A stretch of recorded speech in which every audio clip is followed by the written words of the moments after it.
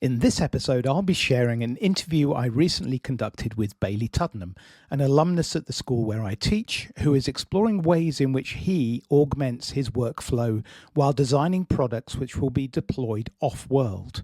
We chat about the reasons why he is being cautious in his exploration of AI and why he thinks schools and universities must now adapt and incorporate AI literacy into their course design and delivery. It was great to catch up with Bailey, and I hope you find some useful takeaways from our conversation.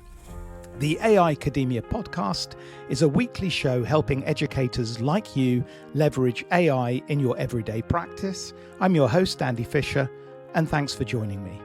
Let's dive straight into the interview. Bailey, welcome to the AI Academia podcast. Thank you. Thanks for having me. This is so it's the first guest interview of the podcast, and it's something I've wanted to do for a while. But when we had a kind of chance encounter on LinkedIn a couple of weeks ago, and you told me what you're up to, I thought that this is too good a conversation not to have live with everybody. Yeah. So for the listeners, you attended the school where I teach, and have been on a bit of a wild journey since then. So why don't you tell us what happened once you left Norwich School, the close and the cathedral? Yeah, a lot's happened since then. So that was, it must have been 2018, I think, when I left Norwich School. So after that year, I took a year out. So I had an injury for that year out. So I took a year out before going to university. So I spent that year working on a televised talent show series, which was very random. I didn't know that. Yeah, that was very strange. It was good fun. So I was the producer and the head judge, if you can believe it, on on this televised talent show series in 2019. And then I came up to Glasgow. So I've been in Glasgow ever since. I started at University of Glasgow and Glasgow School of Art in 2019. And I studied a degree called Product Design Engineering. So the way I kind of describe that to people is it's basically mechanical engineering with product design. So we kind of do all the mechanical engineering at University of Glasgow, product design at Glasgow School of Art, and it's kind of a fusion of those two. And it's a fantastic degree, and it really teaches you about not just how to design products, but how they work. And I'm very much of the opinion that you can't truly design a product unless you understand how it works. I was about to ask that, because often designers might not think, I don't know about either world, but I would imagine if you design without understanding the engineering behind it, you might create something that is a real problem. 100%. And you know, it's also almost cutting out the middleman a little bit, you know, and I'll get into the job that I'm on now. But, you know, in the past, the sort of job that I'm in now, they probably would have had a mechanical engineer and they would have had a product designer, and they would have, you know, collaborated together. And the degree that I've done has allowed me to kind of do those two things at once, and I think it's a lot more efficient in terms of the process when it comes to design and engineering. So yeah, it's a fantastic degree, and yes, I was there for 5 years, and now I'm working for a startup in Edinburgh, which is what I dropped you a message about on LinkedIn a few days ago. So that startup is designing autonomous kitchen modules, which is eventually, hopefully, going to be used in lunar and Mars habitats, which is mad and not something insane. That I expected. Yeah. I did mention it to several of my colleagues at the school who remember you fondly, but primarily as a musician and as an entertainer. Yes. You know? Yeah. So when I said, "Oh yeah, now he's building kitchens for the moon," they thought I was joking. I mean, this is a lovely. It's a lovely conversation starter. You know, I go to, you know, different events and stuff every now and then, and people are always like, "What do you do for work?" I say, "I design kitchens for the moon," and they think I'm joking, and I'm not. And it's like I say, it's not what I expected to be doing, but it's a very interesting company, and it's fantastic. You know, it's a very small startup. There's, I think, 6 of us in total, which is great for me coming out of uni because it's forcing me to learn so many different things, and we're working with obviously major clients, as you can imagine. So now I'm doing everything from the design side of things, engineering, business side, funding applications. So yeah, it's absolutely fantastic, and it's a really interesting company, and it's it's something that I never thought I'd be doing. It's something until I joined this company that I thought was miles off. And I start and I'm meeting all these people and we're meeting these investors and these companies, and you realize that, lunar habitats is expected to be around 10 years away. And this is something that you think would be a lot further. Yeah, that was going to be one of my next questions was, what's the timeline? So 10 years to have a permanent or semi-permanent structure? So 10 years is expected to be permanent. And I've just been down, literally 2 days ago, I was down at the massive Spacecom Expo in London.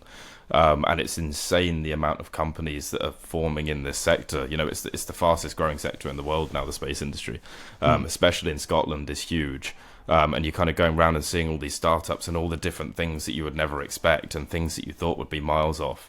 And then we had a keynote from Tim Peake there, who was talking about, the next sort of 10 to 20 to 30 years and what we're expecting to see. And it's almost like Space Race 2.0. It's this race to kind of habitate the moon and to almost use that as a stepping stone to Mars then. So that's what I was going to ask. Is this a precursor to populating Mars? If it works on the moon, then it should work. I think that's the plan. Yeah, I think companies or institutions, I should say, like NASA, for example, are reluctant to call it that. They're reluctant to treat it as a stepping stone because it's an amazing thing in itself. Yeah, absolutely. So I think to call it a stepping stone, they are reluctant to say that. But ultimately, that is what it is. The end goal is Mars, and if we can get to the moon, the risk and the cost and the ease of then making that transition to Mars greatly reduces, and so that's the aim there. So, and obviously the podcast is primarily focused upon AI tools. So, yes, did you have to suddenly start upskilling in the use of AI as you came into working with the startup, or was it in some ways integrated into your degree course? Yeah, so it was never integrated into the degree, and I think it was one of those things that really kind of became a lot bigger right towards the end. Yeah. And one of the other things that I'm doing, which I'll get onto probably later on, is I'm also helping tutor second-year students in the degree that I've just graduated from now, and it's something that I'm seeing a lot more now from the tutor side of things than I was from the student side of things. It's something that is becoming a part of every day. So I kind of learned a lot more of it when I started at this company, and my boss is very much under the impression of, he's very pro AI in what we do, and he's very pro efficiency, and he's like, if you can use AI to make your process more efficient, then use it. He's like, it's silly not to use it, but to use it as a tool. I would say in terms of what I do at work, I don't use it as much as other people in the company do. And I guess it's because what I'm doing tends to be a lot more about my sort of imagination and my innovation when it comes to product design. There's a couple of reasons why I don't use it, but that's one of the reasons. Whereas we have, people like software developers, for example, who are using AI every single day. And, they're using it to not necessarily write code, but to debug, to find issues and those sorts of things. I think the other concern that I have with using it in certain aspects is the confidentiality of the work that we're doing, and the contracts that we have and those sorts of things. If I am using something like ChatGPT to help me generate ideas and solutions to a problem that I've got, I don't know where that information is then going at the moment. It is a very sort of wishy-washy world of where that's going and who that's ending up with. So yeah, I'm almost reluctant to use it in those kind of aspects of things. What I would say I do utilize it for at work is in research. And, I'm very much under the impression in general of that AI should be there to aid, not to replace. And so even when I'm using it for research, that doesn't just replace my research. It's there to aid in what I do. And I am very pro that. I think it's no different using GPT to find information than it is to using Google. It just cuts out all of the rubbish that I'm not looking for. When you search something on Google, you get all these tags of, everything has tags of background stuff, and it's nothing, half of it's irrelevant. Whereas ChatGPT will find me exactly what I'm looking for, but I won't then just take that for gospel. You know, And I is will then. ChatGPT the primary platform you're using, or are you also using Claude or Perplexity or other So me sources? personally, I'm mainly using ChatGPT, and like the company has, the advanced versions of ChatGPT and whatever. Yeah. So that is what we would primarily use. Mm. Sometimes I'll use Copilot if I'm generating imagery. Obviously, it's still based on the same AI, but for some reason, Copilot tends to give me better imagery. It gives you more options. Mm. But primarily, I'm using ChatGPT if I'm doing research. Yeah. And so you're using I think they refer to it as the deep search or deep research. There are Yes. so many Yeah. names that are similar that I kind Yeah. of lost Yeah. track at Yeah. this stage. Yeah. Yeah. So you're basically using it to, for people who aren't familiar with that tool, it Yes. allows Yeah. you to agentically reach out, look at multiple online sources, and then Yeah. curate them, and bring the information back. And you can mine down into the individual sources if you need to. Exactly. 100%. Yeah, but it's very interesting what you were saying about the concern about proprietary information and the way in which that information is then used, Yes. particularly in research and cutting edge. Because if, for example, someone had access to your search queries, they could, in theory, take that information, run with it. So let's, for the sake of argument's sake, use the DeepSeek model as a Chinese model. Yeah. It could then end up in the hands of the CCP, and they could use that information and then jump ahead of the work that you're doing. And so Yeah. that is an issue, and I can imagine that that's quite a roadblock for you. Therefore, in terms of how 100%. far you can use AI, has the company looked at the possibility of locally hosting a large language model so that the data never leaves your offices? So I to speak? don't So it's- think so. Not that I know of, but obviously, in terms of what we're doing, and like I say, confidential contracts and things, that is definitely an important step forward if we're wanting to utilize AI for more things. But I don't think it's something that has been considered to this point. Yeah, I think again it's still really early days, and I Yeah. think that it's only at this point that the price point is coming down, because you would need an array of servers to be able to run one of the large language models. So again, Yeah. for the benefit of the listeners, if you went with something like one of the Llama high functioning systems, you're talking about 4 billion parameters, or 400 Yeah. billion parameters rather. Yeah. So that even with the best spec computer, you're not going to run that. But what Yeah. they are now starting to release is home-based supercomputers. So Nvidia's coming out with something in a couple of months that will be the equivalent of 1,000 laptops in terms of its processing. And Wow. it's tiny. It's like bread box sized. It's And insane. yeah, and you would be able to run any large language model, as far as I'm aware, on the market now locally, and there's no limitation on tokens. As long as you've got the electricity to run it, it will work. Yeah. So that's quite exciting. I imagine that's the direction that companies with sensitive information will go. Yeah, and schools as well, I think, because obviously the data we hold on students is confidential and important to keep safe. So Yeah. Yeah. yeah.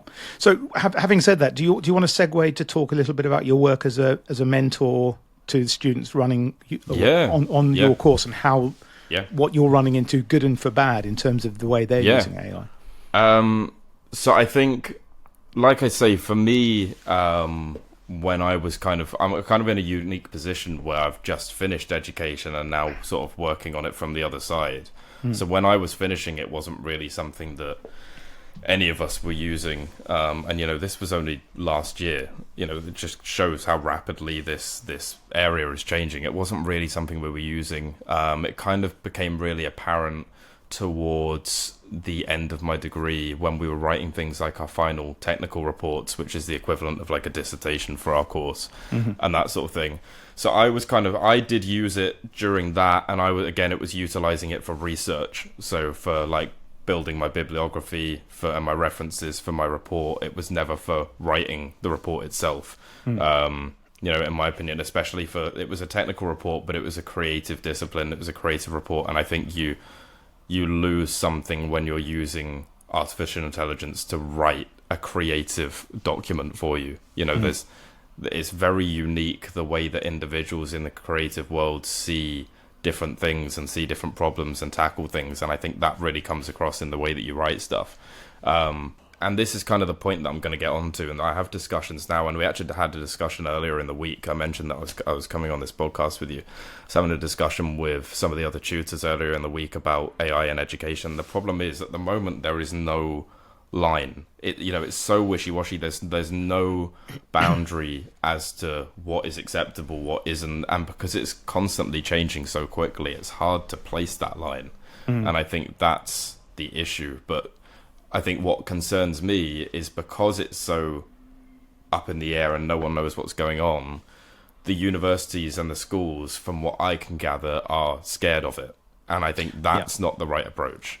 I think, to just be scared of it and to be being like, I think I could easily see it getting to the point where it's like, you cannot use this because we don't know what's going on with it. You cannot use it. And I think that's a concerning approach, because whether you like it or not, it's there, it's coming, and it needs to be integrated into the way that we teach and into what we teach.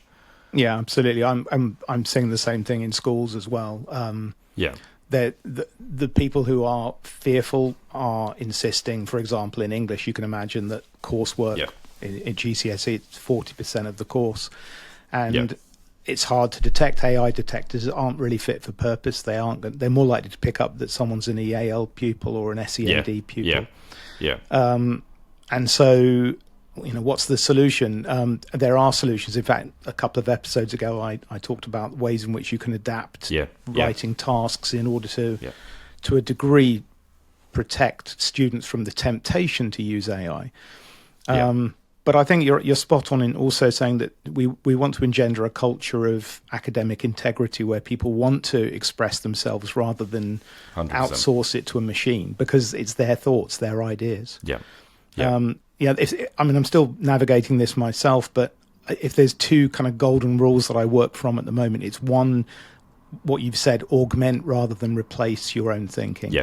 And then the second one is don't ask AI to do things because they're hard. Ask AI to do something if it's mundane or routine 100%. Or dull. Outsource that stuff, but the hard work, the critical thinking and the problem solving and the ideation, that's where we want to be making sure that the human is not just in the loop, but driving the process.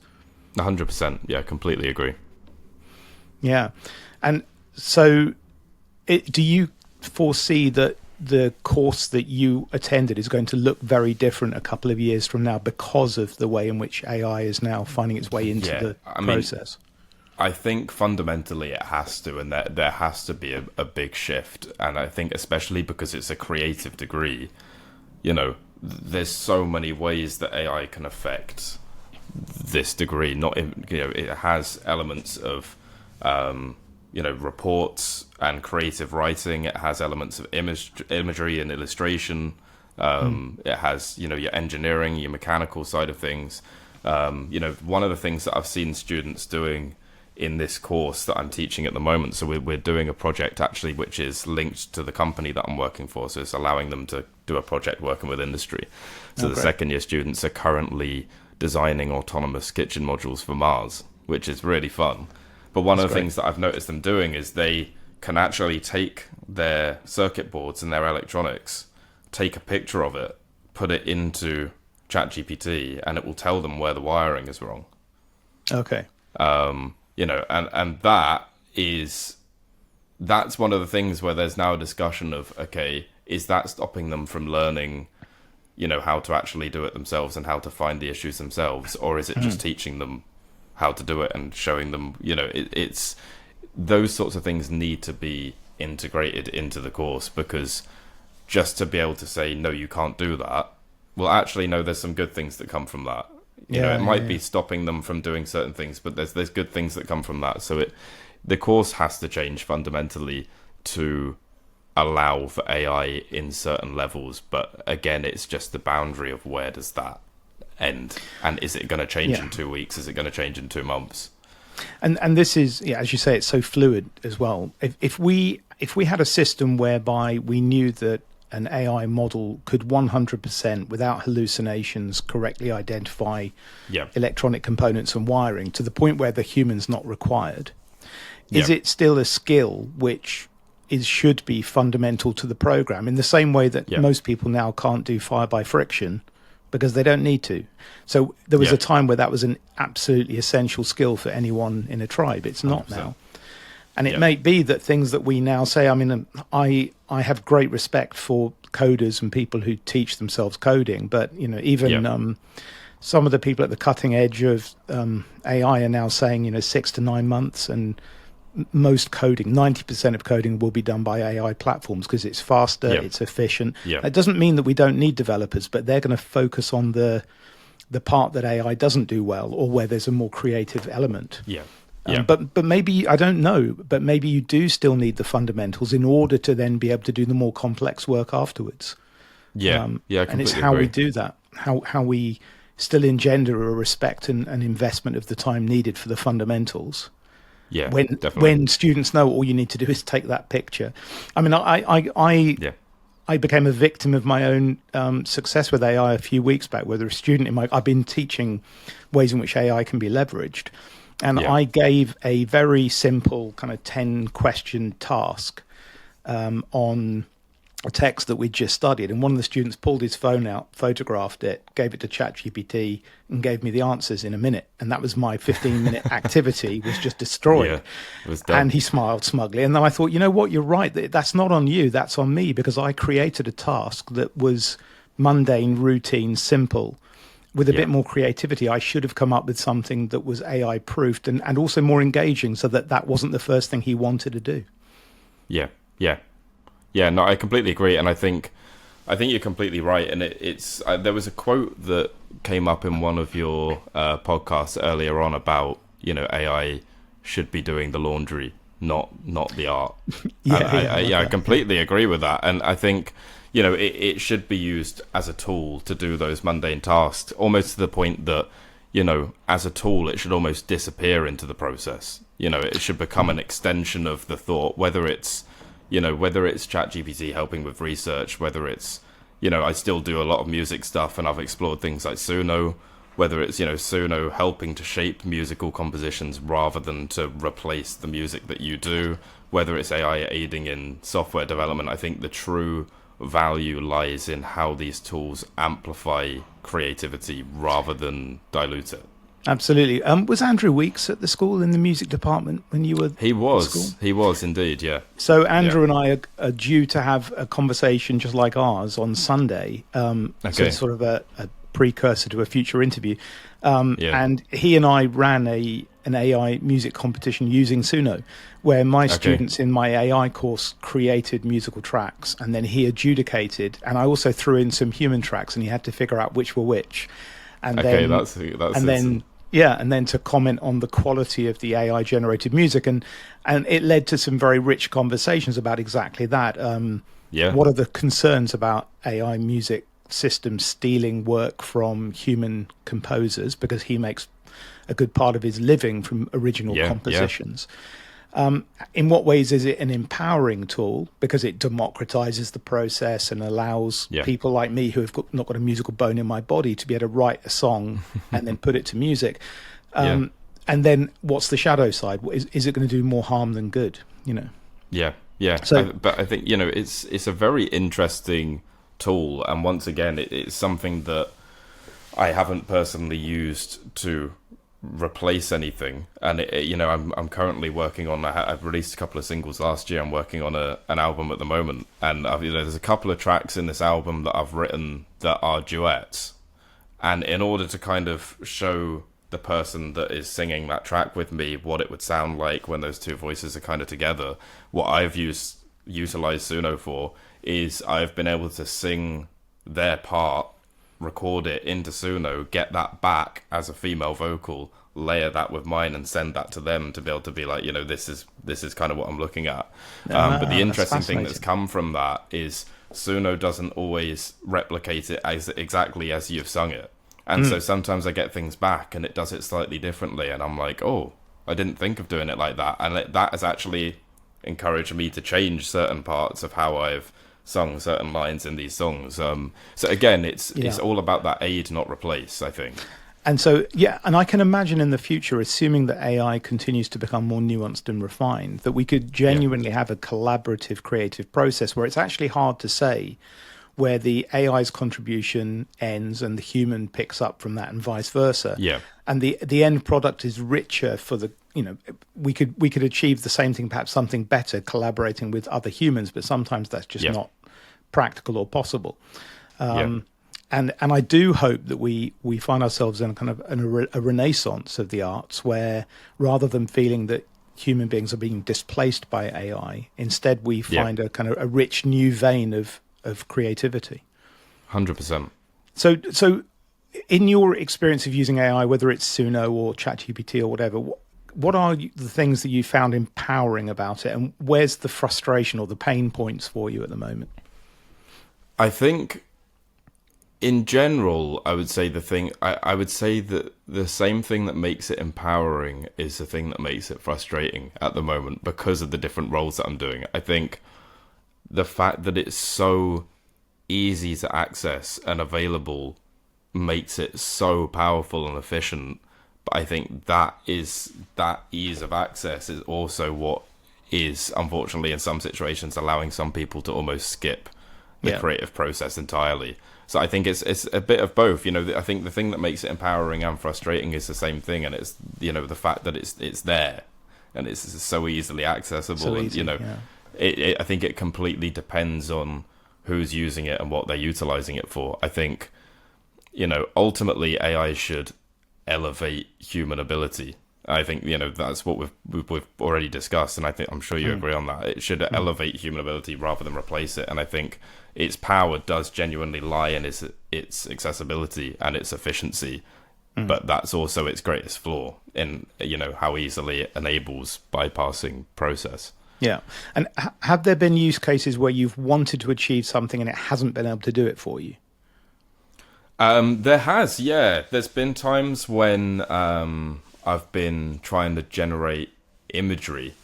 So one of the things that I have used it for is, for example, if I'm trying to storyboard for a client, if I'm, this is for industry, I'm trying to storyboard, things that we are doing and things that we're trying to present, and I've only got a certain period of time to do that. I would rather spend the majority of my time making sure the story is right than spending ages doing the illustration.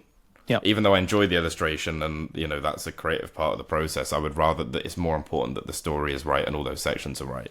And so there have been times where I've then utilized AI to try and help me at least come up with ideas or generate imagery.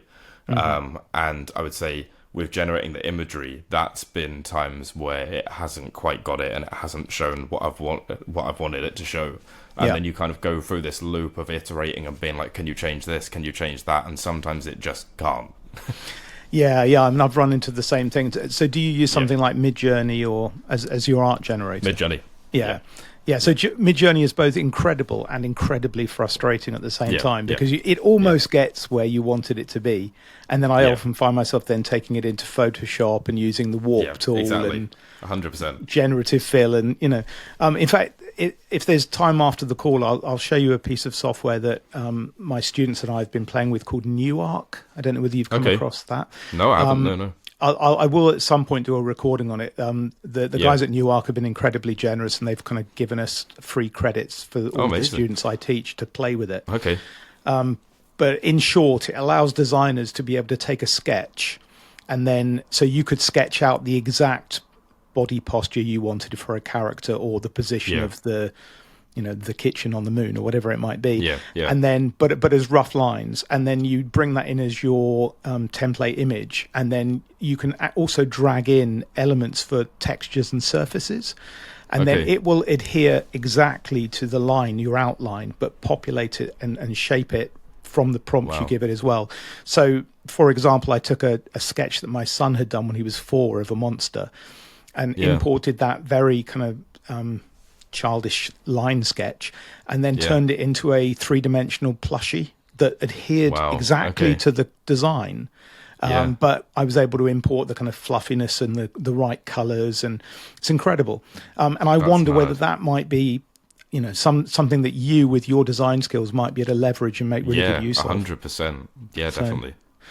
So looking forward to the way things are going to change, Can you imagine how you might be augmenting your work moving forward if AI continues to advance and it becomes more powerful? Let's assume that we deal with the proprietary data and the protection of that data, so that you're working with models that run in-house. In a kind of Star Trek world, what would you like AI to be able to do that it's not doing for you now, that you would want to outsource without losing the creativity and your passion for what you do in the process? Yeah, it's a good question. I think ultimately the thing that I find not difficult, the thing that I find different at the moment in terms of especially the company that I'm at is it's a small team. And so in terms of what I do, I am the only product design engineer. Okay. So it is me, and I've got people to bounce ideas off of. We have a robotics engineer who's fantastic, and obviously the CEO and the CTO will, kind of bounce ideas off each other. But I think the thing that I miss from my time at university is being in a studio with, 30 other people. And, when I get stuck on something and I'm trying to come up with ideas and generate different ways of doing something, I've got someone there that's like, oh, have you considered this? Have you considered that? Mm-hmm. That is the thing that I miss in what I'm doing at the moment. So I think the thing that AI can already do and that I could utilize that for is helping to come up with, tweaks of ways that I'm doing things and, being able to be like, this is what I've got. This bit's not quite working. I can't work out, that way to do it. Yeah. Before I had people there that could kind of jump in on that. And I think AI has the ability to do that. But like you say, at the moment with how things are, I wouldn't trust it in terms of the confidentiality and the IP. So genuine collaboration on a level of creativity, so that it's augmenting what you do and kind of bouncing ideas back, or saying, I really like this, here's 3 alternative ideas, and then you can choose what to do with it. 100%, yeah. I don't imagine we're very far away from that becoming a reality. So I definitely think we should be keeping an eye out for locally hosted models that can run the big systems and see where it goes. So before we wrap things up, the last thing is I want you to imagine that I take you back to Norwich School now and you're restarting your 6th form. Terrifying a prospect that might be. Yeah. And you're doing but presumably would you study the same subjects that you did, given that it's taken you to where you are now? Yeah. I mean, I was in a very lucky position that I always knew what I wanted to do from a very young age. I mean, I remember I was picking my GCSEs when I was, that must have been 13, is it? When you pick your GCSEs? 13 coming on to 14, and I remember picking my GCSEs and I was looking at companies that I wanted to work for and what I wanted to do. And I was looking at companies like Apple and like their product design engineer roles. And then I looked at what degree I needed to do to get onto that. And I looked at what A-levels I needed to do to get onto that degree. And then I picked what GCSEs I needed to do to get onto that A-level. Yeah, so you were very focused. I've always been very sort of tunnel vision on exactly what I wanted to do and where I wanted to get to. So I don't think I would change anything if I was to go back. Okay, so you're back there. You've got 2 years before you start your tertiary studies, but AI is where it is right now in terms of its ability.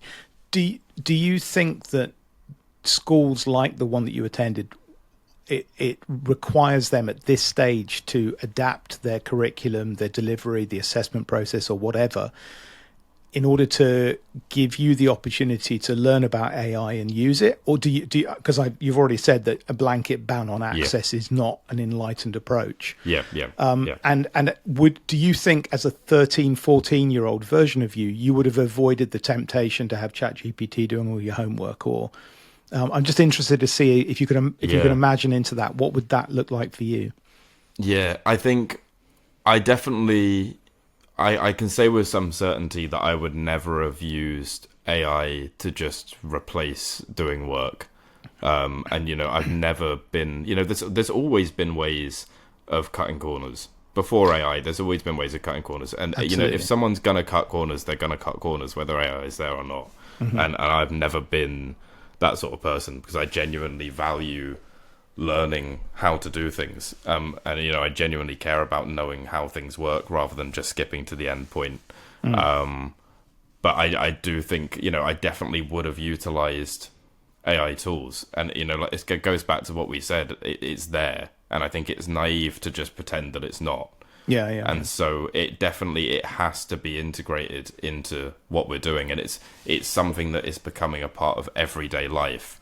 And so to not teach people about that, we teach people about other, almost everything else that is a part of everyday life, because it's something that we have to live through, and it's something that we have to learn, and something we have to go through. So I think it is only common sense for learning about AI and its benefits and its disadvantages to become a part of the curriculum. I think it has to. I completely agree. I actually had a tutorial period today with some sixth form students from the school, and I was basically trying to kind of wake them up to the idea that most of them had used ChatGPT at some point, but none of them were really familiar with the range of tools that were available and what they could do in terms of coding, for example. Yeah. And I was kind of just inviting them to think on the fact that they're going into a profession where if you aren't able to augment your workflow with AI tools, you're probably going to be an anachronism by the time you leave university. Yeah. So now's the time to start upskilling and thinking about ways in which you can work alongside these tools and do it in an ethical way. And I think it got a good reception. I think they were both receptive and kind of quite excited by it, but also a little intimidated by the learning curve that involves. Because it can seem, from the outside, it does seem quite an intimidating thing. But once 100%. You're starting to use the tools, it's not that challenging, is it really? The user interfaces are pretty straightforward. 100%. And I think, the future of AI is only going to become more prominent. And I think, in terms of what's happening next with AI, I think the point where it really has a real impact is when it becomes more physical and it moves beyond software. And I think that's the point. Right now AI is mostly digital. But I think once it becomes integrated into robotics and physical products, that's when it's going to change everyday life. And that may be biased from a product designer's view, but I think the future of AI really is not in digital interactions, but it's in seamless integration of products, of hardware and software. And objects that will ultimately enrich and enhance sort of the fundamental rhythms of daily life. I think the real shift is when it's going to help with everyday physical tasks, whether that's cooking, cleaning, shopping. That's when the real revolution is gonna come, I think. Yeah, and I can't imagine a kitchen on the moon that doesn't have humanoid robots operating within that kitchen. And most of the people at the cutting edge of robotics, when I'm watching or reading material from them, they're talking about the end of this year for the first AI augmented humanoid robots to be in family homes. And initially there's going to be a price point that will make it prohibitive for most people, but we know that that's going to come down. So probably 3 to 5 years, I would imagine. I mean, you've got companies like Tesla, and you've got companies like 1X who are developing humanoid robots. And 1X is a really interesting one. If people haven't looked into them, I highly recommend it, because they've kind of been in the background, and then they've suddenly revealed this humanoid robot, and it's way more advanced than anyone expected. I think Tesla are probably shaking in their boots. But companies like that who are developing these sort of humanoid robots with this AI, I think that is going to be a game changer. Yeah, absolutely.